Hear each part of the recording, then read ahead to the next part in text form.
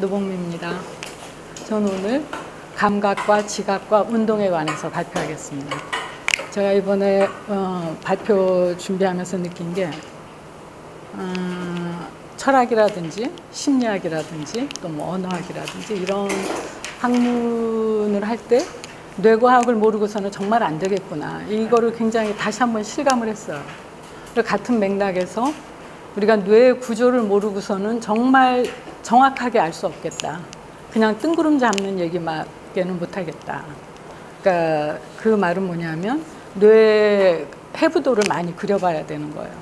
저는 오늘 뇌 해부도 하나도 안 그리고 하겠지만 여러분들은 뇌 해부도 많이 그려서 열심히 공부하세요.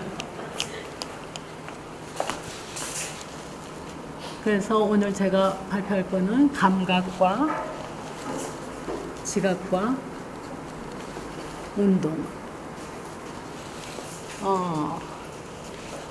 그래서 감각이라는 게 뭐냐? 감각이라는 거는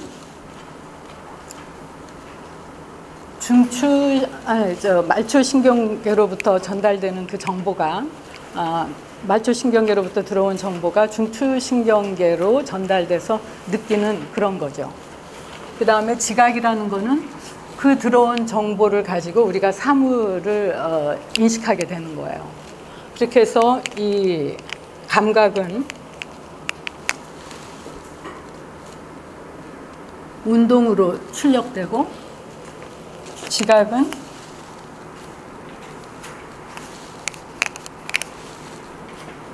행동으로 이렇게 되는 거예요. 그래서 우리가 감각이라고 할 때 사실 영어로 하면 좀 더 머리에 들어올 수가 있어요. 센세이션이죠. 센세이션이고 지각이라 하면은 퍼셉션. 그리고 운동이라 하면은 모션이라든지 무브먼트.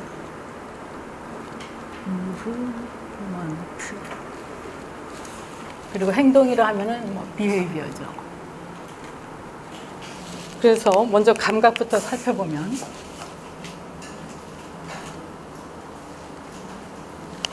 감각은 일단 일반 감각과 특수 감각으로 구분을 할 수 있어요. 뭘로 구분하냐? 일반 감각은 척수. 그 다음에 특수 감각은 대뇌피질과 뇌간의 일부에서 하는 거예요. 그래서 일반 감각을 일단 먼저 써놓으면 어떤 거가 있냐면 내장 감각, 그리고 피부 감각의 통증이라든지 가려움, 그리고 오늘 내내 얘기한 고유 감각이 있죠. 그리고 특수 감각은 시각이라든지 후각이라든지 청각이라든지 미각이라든지 그리고 균형 감각.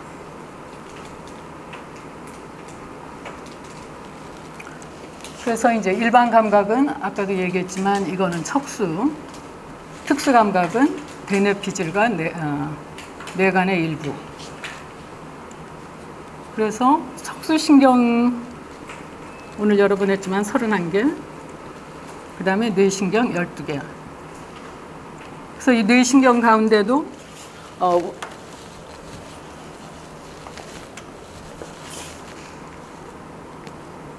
전적으로 순수 운동만 관련된 것들이 있죠. 가령 3차 동안신경이라든지 4차 활차신경이라든지 그 다음에 6번 외전신경 이런 거는 순수 운동이에요. 그 다음에 순수 감각 그거는 8번 전정 와우죠. vestibular cochlear. 그 다음에 감각과 운동이 합쳐진 거는 감각, 그 다음에 운동과 감각 합쳐진 게 7번 안면신경 같은 거죠. 그렇게 해서 이 감각에는 4가지 요소가 있어요. 감각의 4요소. 뭐냐면 첫 번째가 모델리티, 양상이죠. 그러니까 시각 같은 경우는 우리가 그 포톤 알갱이, 그 다음에 청각이라는 거는 공기 분자의 어떤 압력 파라든지, 그 다음에 미각은 뭐 케미컬의 액체라든지 뭐 이런 식으로 모델리티가 있고, 그다음에 위치라는 거는 감각판의 형태로 구성되어 있다라는 거예요. 독립된 구분 영역이 있는데, 감각판이라는 거는 감각 뉴런이 2차원 평면에 배열되어 있는 거죠. 그렇게 해서 위치가 있고, 그다음에 강도, 분포 3개가 있고, 그다음에 지속 시간, 각 감각에. 그러면 감각에는 4요소가 있는데 지각에는 있는가? 지각에는 없어요. 이런 요소가. 왜 없느냐?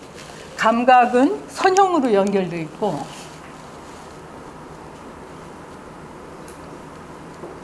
지각은 망상으로 연결되어 있기 때문이에요.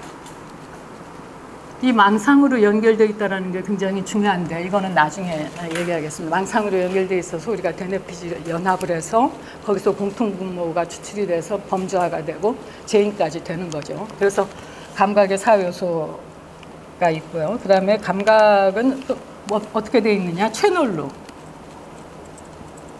통해서 감각이. 그렇게 해서 그 끝에 매핑을 해요. 매핑되는데, 그러니까 예를 들자면 채널까지가 청감각이에요. 듣는 거는 청감각까지가 채널이고, 그 다음에 우리가 음악을 즐기는 거는 그거는 이제 지각의 영역인 거죠. 그래서 맵에는 3가지 종류가 있어요. 소마토토픽, 토픽이 지도라는 거예요. 맵, 이건 체감각이죠. 그 다음에 시각에는 레티노토픽, 그 다음에 청각의 토노토픽.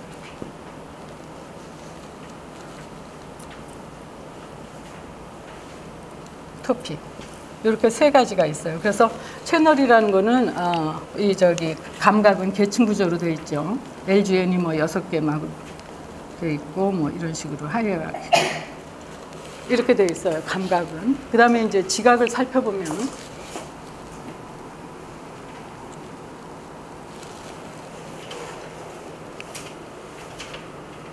지각은 이 핵심 사항이 신경 집단이 연합하고 조합되어 있다는 거예요.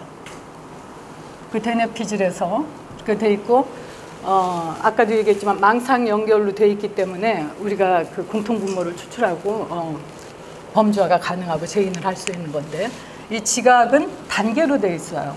그래서 지각의 단계는 단계적으로 돼 있는데, 지각에서 재인, 그 다음에 행동. 재인이라는 것이 이제 recognition이죠. 그래서 행동이 지각의 결과예요. 행동이라는 건 목적성을 가지고 있는 거고. 그렇게 해서 이 지각에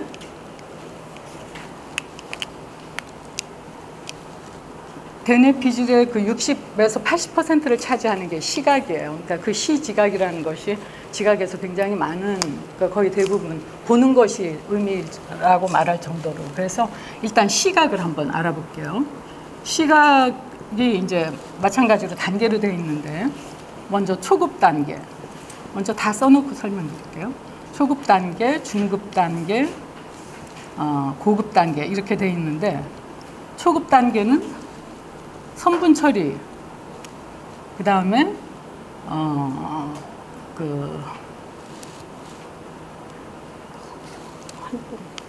방향이 있죠. 그리고 색채. 여기서의 색채는 색채의 기본 모듈이에요. 아직 항등성까지는 아니에요. 초급 단계에서는. 그리고 깊이가 있죠. 그래서 깊이라는 건 뭐냐면은 양안부동이에요. 이게 뭐냐면 우리가 수정체의 거리에 따라서 망막에 맺히는 그 위치가 달라진다는 게 양안부동이죠. 깊이, 입체적으로 볼 수 있는. 그렇게 해서 이 색채가 초급 단계에서는 기본 모듈이고, 중급에 와야만이 색과 형태의 항등성,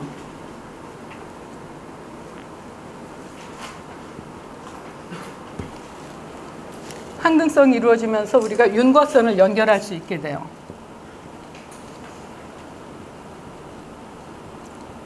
윤곽선 연결이라는 거에 그 3가지 원칙 얘기했었죠. 그 유사, 근접, 연속 이런.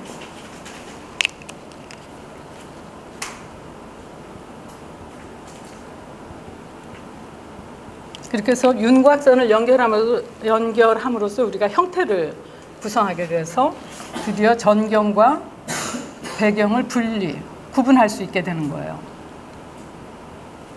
그렇게 해서 고급 단계로 오면 드디어 우리가 전경과 배경, 그러니까 형태를 구성하게 되면서 배경을 분리하면서 우리가 드디어 사물을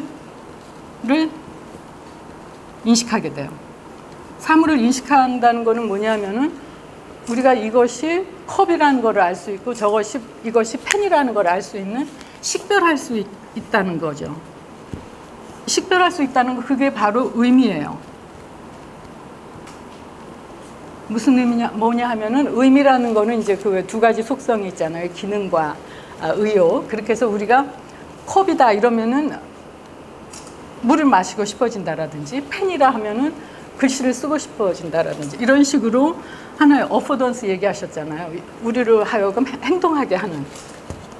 그렇게 해서 맨 마지막에 우리가 이제 그 의미가 기능과 의욕이라는 두 가지가 있기 때문에 그 속성이 그래서 행동하게 하죠. 우리로 하여금. 그래서 행동에 필요한 정보를 수집하는 게 아니라 만든다 그랬어요. 그래서 이 말은 뭐냐 하면은 세계가 가지고 있는 본연의 상태가 있는 게 아니고 우리가 보면서 필요 없는 정보는 다 제거하고 우리가 만들어내는 세계에 필요한 정보를 만들어내는 거예요. 그렇기 때문에 실제로 이렇게 쓸 수 있다는 거죠. 우리가 참여하는 현실 세계는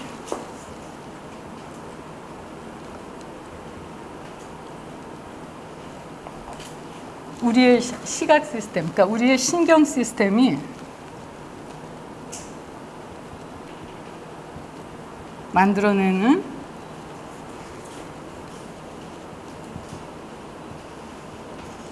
아름다운 속임수다라고 얘기하셨어요. 왜냐하면 세계라는 어떤 그 본연의 그런 게 있는 게 아니고 우리가 그런 의미를 그냥 부여하는 거예요. 왜냐하면 그리고 여기서 왜 아름다운이라고 그랬냐면 이게 생존에 필요하기 때문에 우리가 그런 식으로 만들어낸다는 거죠. 생존 필요. 그래서 이 세계라는 것이 기본적으로 우리가 그 우리가 각자가 가지고 있는 신체 표상을 통해서 세계를 이제 그 표출을 하는데 그 세계라는 거를. 그래서 우리가 에릭 켄달이 얘기했다는 그 말이 있었죠. 우리의 신체 표상이 기억된 시각 공간을 통합하고 그 통합된 표상 공간에서만 우리의 자아가 작동한다라고 이제 얘기를 한 거예요. 그래서 신체 표상이라는 것이 아까도 계속 얘기했지만 이게 체감과 호문클루스잖아요.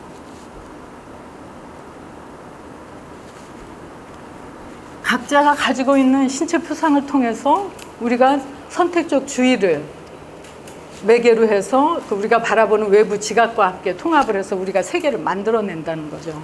그러니까 그거는 지금 무슨 말이냐면 여기서 이제 이 지각의 항등성이라는 게 그래서 중요한데 지각의 항등성이 저는 사실 한국말로 하니까 처음에는 머리 금방 안 들어왔는데 이거를 영어로 쓰니까 훨씬 이해하기가 좀 쉬웠어요. Perceptual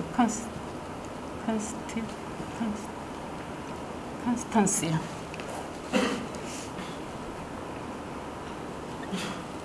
그래서 지각의 항등성이라는 것이 굉장히 중요한데 이게 이제 그 동물과 인간의 다른 점인데요. 그러니까 상황에 따른 변화에도 불구하고 우리가 거기서 일관성이 있고 통일된 어떤 거를 알 수 있다는 거죠. 그거를 통해서 우리가 식별을 하고 의미를 하고 이렇게까지 나오는 건데, 그렇게 해서 우리가 만들어내는 그 세계가 우리의 신체 표상을 통해서 이런 식으로 된다는 거예요. 그렇게 해서 계속 얘기하는 게 여기서 그래서 중요한 게 재인이라는 것도 항등성을 통해서 범주화가 이루어져야 되고, 범주화를 통해서 그 다음에 재인이 되고, 그래서 지각과 재인의 그 차이를 박사님이 수업 시간에 이렇게 설명을 하셨더라고요. 이런 실험 결과를 하셨던데, 여기가 V4 영역이고 여기가 IT 영역이에요. 그렇게 해서 V4 영역이 고장난 사람과 고장났는데 IT는 멀쩡한 사람, 이 사람이 따라 그리기를 할 수 있는가, 그거를 봤더니 V4 영역이 고장난 사람은 따라 그리기를 못해요. 그런데 그것이 무엇인지는 알아요. 반대로 V4 영역은 멀쩡한데 IT 영역이 고장난 사람은 따라 그리기는 할 수 있는데 그것이 무엇인지는 알 수 있는 거죠. 그렇게 해서 그 지각과 재인을 이 실험을 통해서 조금 더 이해하기가 좀 쉬워졌던 것 같고요. 그렇게 해서 여기서 중요한 게 이제 제가 여기까지 썼는데, 중요한 게 지각의 항등성인 것 같아요. 가령 이 지각의 항등, 동물 같은 경우는 이거가 없기 때문에 계속 매번 두리번거리고 똑같다는 것을 모르기 때문에 매번 반응을 보여야 되는데, 인간은 이 지각의 항등성이 있기 때문에 범주화가 가능하고, 그렇게 돼서 우리가 일관성 있는 행동과 목적성 있는 행동을 할 수 있다는 거죠. 그리고 이제 여기서 중요한 게 의미가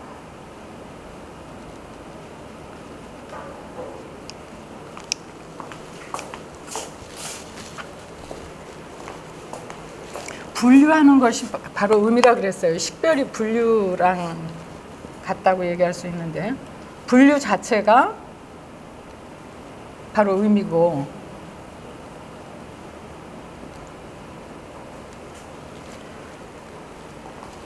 우리가 왜 식별을 잘하고 왜 항등성을 할 수 있는가, 동물에 비해서.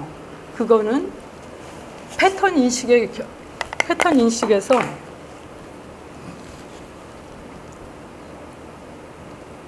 그 탁월한데, 패턴 인식이라는 것이 생체 지능과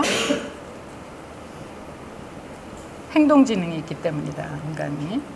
그래서 생체 지능이라는 거는 우리가 배고픈 상태에서 뭔가 먹을 거를 보면은 먹고 싶어진다라든지, 행동 지능이라는 거는 우리가 외부 환경에 대해서 즉각적으로 우리가 행동하면서 알 수 있다는 거죠. 이것이 동물에는 없는 그런 거기 때문에 우리가 지각의 항등성이라든지, 그 다음에 재인이라든지, 그 다음에 그 식별을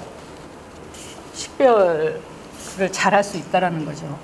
그래서 왜 분류가 의미냐 하면은, 우리가 뭐 사과라든지, 그 다음에 뭐 컵이라든지 이런 식으로 분류하는 순간 거기에 그 의미가 다 들어있다는 거예요. 왜냐하면 그 의미라는 게 기능과 의욕의 속성이 있기 때문에, 우리가 뭐가 이거다라고 얘기하는 순간, 그 명명하는 순간 그 속에 그 속성을 다 가지고 있고, 그거를 우리가 전체적으로 다 알 수 있다는 거죠. 그래서 이 분류가 의미고 중요하다는 거고요. 그래서 그 지각은 항등성 이렇게 되고, 그 다음에 이제 운동을 보면 뇌는, 사실은 운동은 감각이라고 그랬잖아요. 근데 뇌는 지각과 운동을 결합하고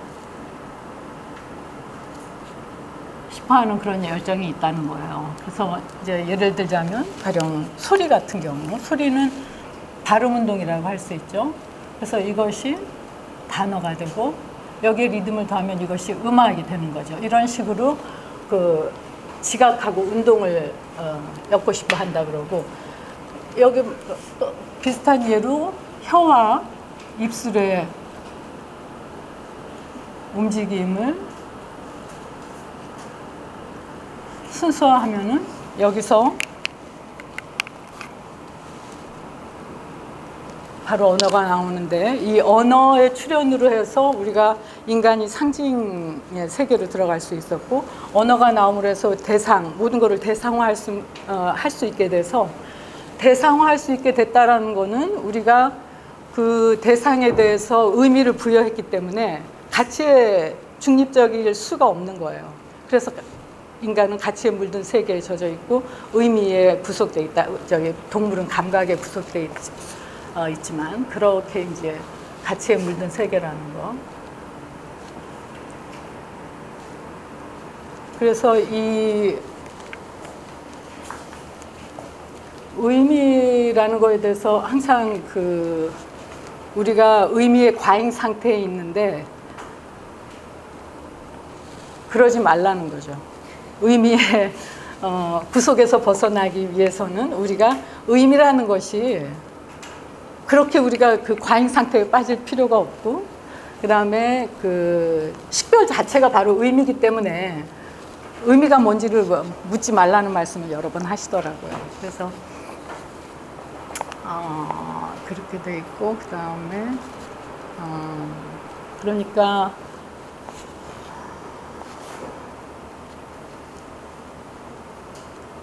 여기서 중요한 건, 지각에서 중요한 거는 우리가 보는 것이 바로 의미인 거죠. 보는 게.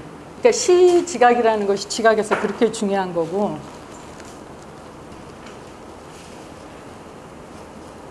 보는 것이 의미고, 그 의미라는 거에 바로 목적성이 있기 때문에 우리가 그 행동, 일관성 있고 목적성 있는 행동을 할 수밖에 없는 거예요. 그래서 행동은 목적이고, 이거를 단어로 할 때 우리는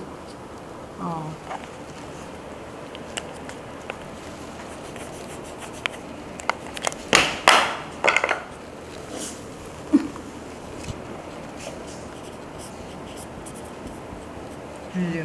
그래서 바로 분류가 의미고, 아까 그 기억 얘기하셨지만, 그래서 이제 시지각이라는 게 그렇게 중요해서 우리가 그 대뇌 피질에서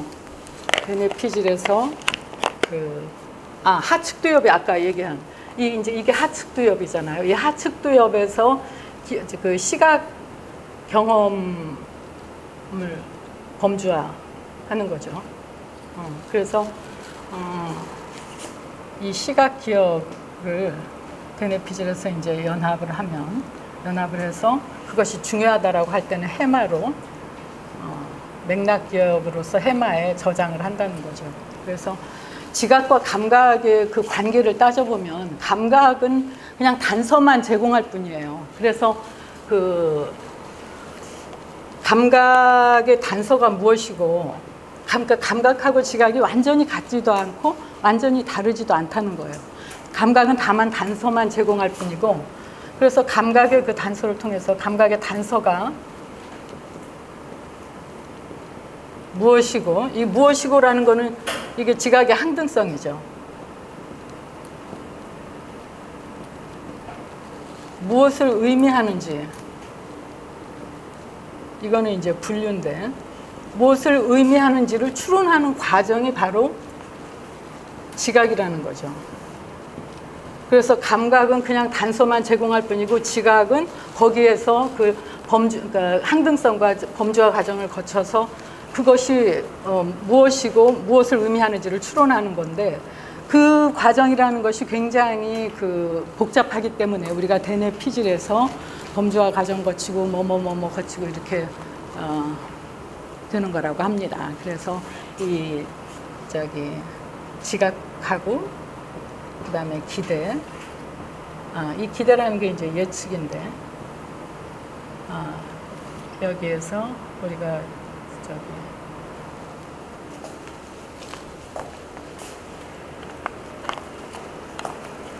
여기까지 하겠습니다. 여기까지 하겠습니다. 내 수업 시간을 거의 다 진행을 하셨습니다. 잘했어요. 그림을 안 그리면 아니요, 잘했어요. 좀 늦게 썼죠?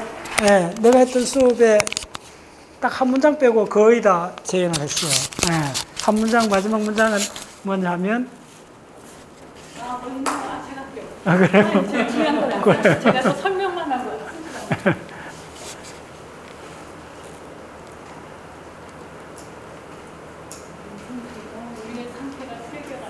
그래요. 바로 저거요. 이게 그날 강의 결론이었어요. 그거 맞아요. 잘했어요. 거의 뭐 99%다 그대로 내가 그날 아주 앞부분 핵심적으로 이야기했던 걸 다 정리를 했고, 이거는 상당히 대단합니다. 어떤 철학하는 사람 앞에 가서도 강의를 할 수 있어야 돼요. 우리 회원들. 예. 좀 늦겠죠, 여러분? 예. 그래서 의미를 정확하게 이렇게 따라와갖고 그 맥을 잘 파악을 해야 돼요. 요거가 아주 기본 팩트인데, 요거가 다 자기가 소화를 할 수 있고 자기 목소리를 바뀌어진 사람은 그 다음으로 나갈 수 있어요. 그래서 내가 그 다음 계속 생각을 지금 한 2주 동안 계속 했던 부분이 뭐냐 하면 오늘 아까 이야기했던 그 부분이요. 그래서 기억을 지금 이거는 보면 감각하고 지각이 이제 방점이 있잖아요. 지각을 쫙 밀어붙여 봤더니 이게 사실은 원래 AI 강의를 내가 했잖아요. 예, 그때 한 200명 왔었던 그 AI 강의의 연장선이에요, 지금. 그래서 여러분들 공부를 하는 게 적어도 한 6개월 정도 이렇게 긴 호흡을 갖고 한 범위 할 때 그 질문들 계속 같이 짊어지고 가야 돼요. 예. 그래서 계속 그 생각에 드는데, 그러다 보면 간문이 퍽 불피는 걸 확 느껴요. 예. 그래서 최근에 지금 확 느낌이 오는 게 바로 뭐냐 하면, 그동안에 내가 작년도부터 해갖고 몇 년 동안 강조했던 공부는 기억이었어요. 예. 기억을 가만히 보면 아까 내가 편도체에서 놀란 반응을 동반해갖고 그 놀라운 현상, 위험한 현상에서 동물이 일단 피하는과 동시에 그 상황을 기억해야만이 다음에 아무튼 그래서 이런 공부를 할 때는 여러분들 스스로 굉장히 민감해져야 돼요. 어떤 식으로 민감해야 되느냐면 왜 이런 식 사고가 빨리 안 오고 굉장히 중요한 관문을 열어젖힐 수 있는 사고의 방법이 빨리 안 왔던 이유는 뭐냐면 내가 기존의 프레임에 너무 갇혀 있었던 거예요. 나 스스로도. 기억이라는 능력이 아주 특별하고 굉장히 특별하기 때문에 교과서적으로 막 설명했던 그동안 공부했던 그 양상에 젖어 있었던 거예요. 나도. 그러다 보니까 기억이 지각의 한 형태라는 그 점을 놓쳤던 거예요. 무슨 말 하겠어요? 그러니까 대가들의 그런 한 문장이 완전 전율을 하면서 거의 한 열흘 동안 그 생각을 하게 되는 거예요. 무슨 말이었어요? 그러면 다시 이제 생각이 돼요. 그래서 내가 이렇게 초기에 공부가 안 됐을 때 이렇게 생각하는 거는 하면 할수록 헷갈리러 가는데 어느 정도 이런 기본 프레임이 다 되고 나서는 자기 스스로 어떤 질문이 중요한 게 아니에요, 사실은. 초기에는 그 질문조차도 대가들이 던져주는 질문을 갖고 물고 늘어져야 돼요. 대부분 여러분들이 궁금한 걸 물고 늘어지잖아요. 근데 나중에 공부해보면 그거는 인지 상태가 많은 정보를 핸들링 하지 않고 자기의 그냥 그 감각적인 관심거리들이 있는 거예요. 그거에 매달리다 보면 질문거리가 안 돼요. 그 질문조차도 초기에는 대가들이 던지는 질문을 물고 늘어져야 돼요. 그래서 다시 이야기하면 무슨 이야기냐 하면 이거 했던 전체 이야기만큼 중요한 게 나한테 다가오는 거는 기억이라는 거대한 실체가 지각의 한 결과물이라는 거예요. 그걸 딱 알고 그걸 지각이라는 관점에서 기억을 보기 시작하면 그전에 못 봤던 관점들이 확확 보이는 거예요. 내가 왜 그리 생각을 못 했지? 감성이 너무 당연한 거야.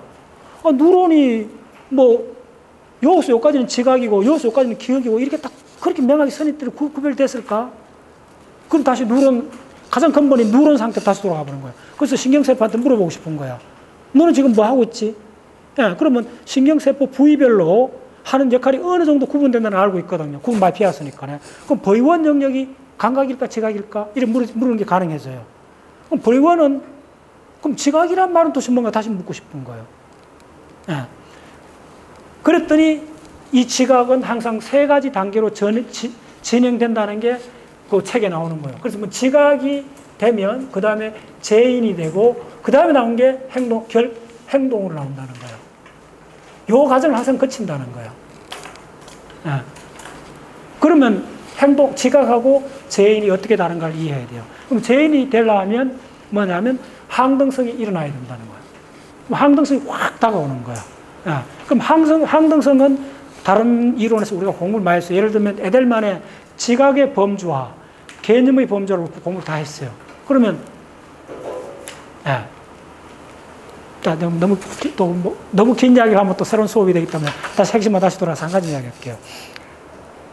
이어서 다시 이야기하면, 그렇습니다. 그다음부터 많은 사고를 전개하다 보면, 그러니까 책에 있던 거나 논문에 있던 거를 갖고 사고를 전개를 하셔야 돼요. 그거 아닌 걸 하면 계속해도 옆길로 간다는 거예요. 그래서 그동안 공부했던 교과서에 있는 거나 논문에 있던 거 공부하는 바탕으로 물어보면, 짐승들도 당연히 기억이 되지. 편도체가 있고 다 나오지. 그러면 짐승들의 기억하고 인간의 기억은 근본적으로 뭐가 다를까? 이 질문이 가능해지는 거예요. 그럼 뭐가 달라지느냐 하면, 이쪽까지 목적의식까지 올라가야 되는 거예요. 무슨 의미냐면, 인간은 이게 하는 과정에서, 하척도 중요하지만 전전두엽이 맹활약을 하기 시작하는 거예요. 그럼 전전두엽이 올라오는 거는 이쪽에 하두정엽에서 일로 적각적으로 왔고, 이 적각적으로 오면 운동 중심으로 하는 시각 처리거든. 그럼 운동 중심으로 하는 시각 처리의 본질은 뭐냐 하면, 내가 살기 위해서, 내가 먹이를 획득하기 위해서 움직여야 되는 거야. 일로 가는 정보는 뭐냐 하면, 그게 1차가 아니야. 일로 가는 정보는 무엇인가를 확인하는 정보야. 근데 일로 가는 정보는 내가 빨리 무엇이고, 의식이 중요하지 않아. 일로 가는 정보는. 의식보다 먼저 하는 거는 살고 죽는 문제야. 그러니까 이쪽은 뭐냐 하면 강한 목적의식을 동반한, 글로 가는 거예요. 그 다음에 이게 뭔지는 나중에 알아도 돼요. 무슨 말인지 알겠어요? 그래서 뭐 앞에 쑥 지나가면, 그게 유명한 이야기들이 있어요. 쑥 지나가면 저게 뭔지 모른대. 근데 저게 동물이냐 동물이 아니냐 물어보면 그건 안 돼. 저 동물이 아니라고 이야기하면 돼. 근데 그게 웃기잖아요. 그 형태도 모르고 의식이 날까 말까 한데 뭐가 지나갔는데 저거는 자동차든지, 그러니까 자동차 범주인지 동물 범주인지 그거는 먼저 의식 레벨에 형태가 분명하기 전에도 알아버린다는 거예요. 굉장히 중요한 이야기야. 이 루트가 더 빠른 거예요. 그래서 먼저 야들이 알고 있는 거예요. 알고 있고, 두 번째는 문제냐면, 보세요. 그럴 수밖에 없는 게, 자, 그거 있게. 자, 동물하고 다른 게 뭐냐면요. 운동의 등가성이라는 겁니다.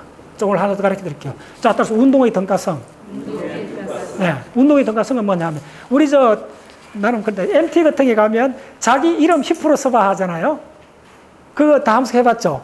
하면 10% 갖고 자기 이름 쓸 수 있잖아요. 인간이면 누구나 할 수 있는데, 가만히 생각하면 그거 진짜 놀라운 능력이에요. 한 번도 그거 깊이 생각 안 해봤죠? 10% 갖고 자기 이름을 어떻게 쓸 수 있을까? 10%뿐만 아니라 내 발가락 갖고 내 이름 쓸 수 있잖아요. 내 손가락을 쓸 수 있고, 내 눈동자를 갖고 내 이름 쓸 수 있을 거예요. 내 피부, 만약에 백껍질을 갖고도 내 이름 쓸 수 있을 거예요. 무슨 말인지 아세요? 이게 운동의 등가성이 굉장히 중요한 내용이에요. 이걸 모타 이퀴벌런스라고 그래요. 모타 이퀴벌런스 굉장히 중요한 이론인데, 그거가 인간의 가장 본질적인 능력. 그럼 개 보고, 개는 그거 아예 이야기 안 되지. 개는 언어를 모르니까네. 근데 개한테 그 등가성이 가능할까 물어보면,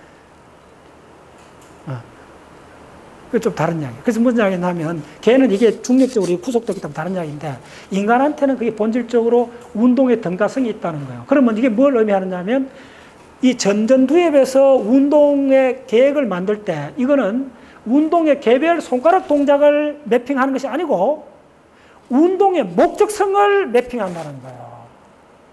오케이? 이게 핵심이에요. 그게 표출하는 거는 뭐든지 상관없다는 거예요.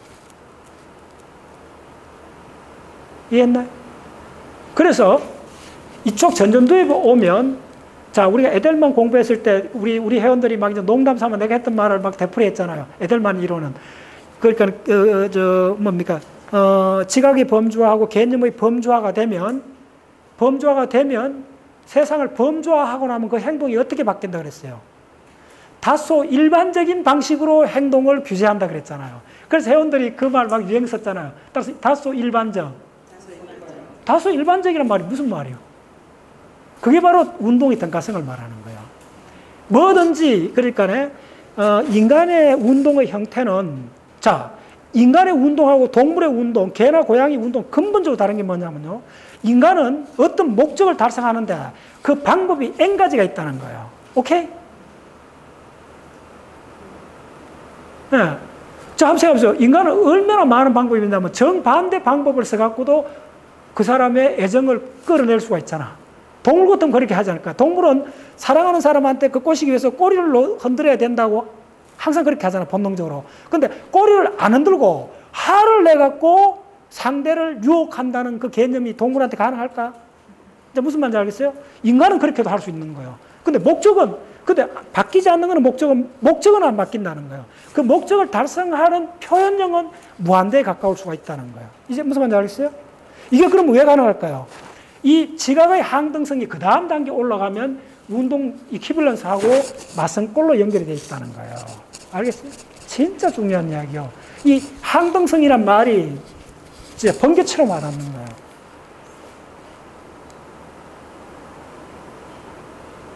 그래. 항등성을 다른 측면으로 하면 인지 과정에서 항등성을 우리가 너무나 잘 떼기 때문에 인간인 경우에는 이게 항등성이 오히려 이게 항등성이 잘 뗀 게 뭐죠? 이게 바로 선입견입니다. 일종의. 어떤 사람에 대해서 한두 가지만 보고 그 사람의 범죄를 해버리는 게 선입견하고 편견이잖아. 그 말은 뭐냐면 인간은 엄청나게 범죄와 머신이에요. 너무 빨리 범죄해버리는 거야. 무슨 말이죠? 다 같은 이야기는 이제 감 잡았죠? 예, 감 잡았죠. 근데 동물은 이게 약하다는 거예요. 그 뭐 항등성이 더 위로 올라가면 지각의 항등성, 그 다음에 뭐의 항등성이 되냐면 의미의 항등성이 되어버려요. 그게 바로 목적의식이에요. 다른 말이 아니고. 계속 어떤 공부를 할 때, 자, 1단계, 2단계 딱 왔으면 그 다음 단계도 계속 진행된다고 생각하는 게 맞아요. 지각이, 그러니까 IT에서 형태하고 색깔의 항등성하고 끝나는 게 아니라는 거예요. 거기서부터 그냥 전두엽으로 가든지 내첩두엽으로 가면 그 다음 단계의 항등성이 전개된다는 거예요. 그게 바로 의미의 항등성인 목적의식이요. 저 의미의 항등성은 뭐예요? 내가 뭐가 될지 모르지만은 나는 뭐가 되고 싶다는 거 있잖아요. 있으면 중간 과정을 내가 뭘 해도 나중에 글로 가는 거예요. 네. 그게 목적의식이에요. 그래서 이 목적의식이라는 게 굉장히 중요한 거야. 위에 올라서. 목적의식은 우리가 목적의식이 있으면 그 목적의식을 달성하는 방법이 무수하게 많은 인간의 특질을 그걸 뭐라 하냐면 지능이라고 그래요. 이제 이해했죠? 지능의 데피니션이 뭐냐면요. 문제 해결 능력을 지능이라고 그래요. 근데 침판지는 이런 거 보고 문제 해결이라 안 하잖아요. 침판지나 원숭이는 대부분 본능이 정해졌거나 그 다음에 트라이 앤 에러를 해갖고 몇 가지 경험 법칙을 하는 거예요. 근데 침판지나 이런 것들은 경험을 하긴 하는데 그 개별 경험을 일반화를 못하는 거야. 무슨 말이겠어요? 개별 경험을 자폐증 애가 일반화를 못하잖아요. 얘야 길 건너 갈 때 함부로 뛰어다니지 마라 하면 자기 집에서 그 이야기를 하면 자기 집 앞길인 줄 아는 거예요. 그래서 자기 집 앞길은 안 뛰어다녀. 근데 다른 집에 가서는 앞길 뛰어다녀. 뭐예요? 엄마가 이야기했던 거는 함부로 도로를 건너지 마라 그랬는데 자기 집에서 그 이야기했던 자기 집 앞길만 안 뛰어다니는 거야. 일반화 했어요, 못했어요? 행동을 일반화 못했던 거예요. 예. 그 짐승들이 그런 거예요. 그 일반화를 잘 못하는 거예요. 그러니까 아마존에 있는 나일강의 악어를 아마존에 옮기면 못 산다 그러잖아요. 뭐 같은 물인데 뭐 차이 나봤자 얼마나 차이 나겠어요? 근데 그 미미한 차이도 동물한테는 생존에 직결되는 거예요. 일반화를 못하는 거예요. 예. 그래서 인간의 가장 놀라운 능력은 바로 여기 있어요. 그래서 지금 아주 잘하셨는데 요 감각, 지각, 운동. 근데 운동은 그날 시간강에서 크게 많이 전개하는데 이건 좀 더 전개해야 돼요. 이 운동 다음에 이제 행동까지 같이 포함하면서 이 이야기의 단서를 어디서 얻어야 되느냐 하면 바로 지각에서 얻어야 돼요. 그 탈 내가 보여줬죠. 탈. 그 지각의 모델이 얼마나 공고한가를.